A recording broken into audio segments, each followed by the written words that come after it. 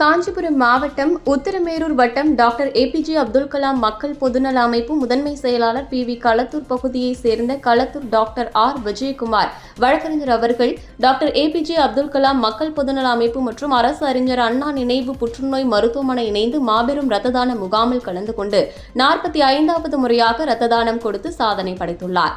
இதுகுறித்து நாம் அவரிடம் கேட்டபோது, சமூகத்தில் பொதுமக்கள் அவசர காலத்தில் ரத்தம் கொடுப்பதற்கு தயங்குகின்றனர். அவர்களின் தயக்கத்தை போக்குவதற்கும் ரத்தம் கொடுப்பதினால் உடல் ஆரோக்கியம் இருக்கும் என்றும், பல்வேறு உயிர்களை காப்பாற்ற நாம் கொடுக்கும் பல்வேறு உயிர்களை காக்கும் எனவும், அனைவரும் இரத்த தானம் செய்ய முன்வர வேண்டும் எனவும் டாக்டர் ஏபிஜே அப்துல் கலாம் மக்கள் பொதுநல அமைப்பு களத்தூர் டாக்டர் ஆர். விஜயகுமார் வழக்கறிஞர் அவர்கள் தெரிவித்தார்.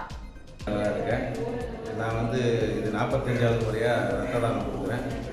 இதில் நான் 45வது முறையாக ரத்த தானம் வாங்குறதுல மிகவும் பெருமை அடைகிறேன்.